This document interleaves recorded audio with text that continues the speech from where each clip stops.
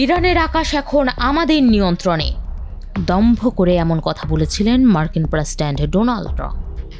এবার তার সেই কথা মিথ্যা প্রমাণ করে দিয়েছে তেহরান। অভিযানে অংশ নেওয়া দুটি মার্কিন যুদ্ধবিমান ভূপাতিত করেছে ইরান, যার মধ্যে বিধ্বস্ত যুদ্ধবিমানের দুজন পাইলটকে উদ্ধার করা গেলেও একজন এখনও নিখোঁজ, যাকে এখন হন্যে হয়ে খুঁজছে যুক্তরাষ্ট্র ও ইরান। মার্কিন যুদ্ধবিমান বিধ্বস্তের বিষয়টি প্রথমে ইরান সামনে আনলেও তা স্বীকার করেনি ওয়াশিংটন। পরে ইরান বিধ্বস্ত বিমানের টুকরো প্রকাশ করলে F-15E যুদ্ধবিমান বিধ্বস্তের কথা স্বীকার করে ওয়াশিংটন, যা কিনা দুজন পাইলট দ্বারা পরিচালিত। এছাড়া একটি A-10 ওয়ারথগ যুদ্ধবিমানও ভূপাতিত করেছে ইরান, যেটি কুয়েতের আকাশে বিধ্বস্ত হলেও পাইলট সফলভাবে ইজেক্ট করে বিমান থেকে বের হয়েছেন বলে জানিয়েছে বার্তা সংস্থা রয়টার্স।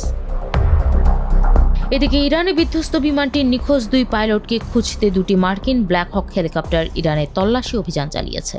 হামলার শিকার হয়ে ইরানের আকাশসীমা থেকে পালাতে সক্ষম হলেও বিধ্বস্ত বিমানের নিখোঁজ এক পাইলটের সন্ধান পায়নি তারা।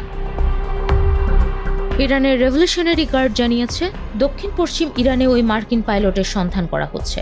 স্থানীয় গভর্নর ঘোষণা দিয়েছেন, শত্রু বাহিনীর সদস্যকে যে ধরতে বা হত্যা করতে পারবে তাকে পুরস্কৃত করা হবে।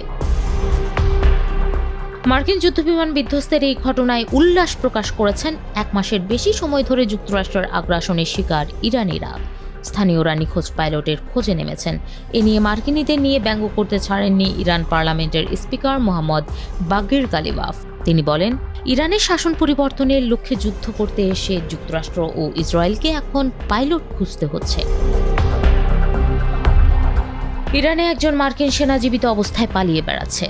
এমন সম্ভাবনা পরিস্থিতিকে আরও জটিল করে তুলেছে, কেননা এই যুদ্ধে এরই মধ্যে 13 জন মার্কিন সেনা নিহত হয়েছেন। আহত হয়েছে 300-র বেশি সেনা সদস্য। পাশাপাশি যুক্তরাষ্ট্রের সামরিক স্থাপনা ও সরঞ্জামের ব্যাপক ক্ষতি হয়েছে, যা এই যুদ্ধকে ব্যয়বহুল করে তুলেছে। অথচ যুদ্ধে এখনও উল্লেখযোগ্য সাফল্য পায়নি যুক্তরাষ্ট্র। এই কঠিন সত্য এখন অনুধাবন করতে পারছেন মার্কিনিরা।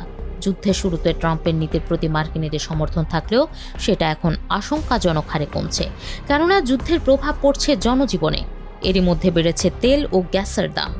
যুদ্ধ শেষ না হলে যা আরও ভয়াবহ আকার ধারণ করতে পারে। যুদ্ধবন্ধে ইরানিরা নয়, বরং এখন বাঁচতে চাইছেন মার্কিনিরাই।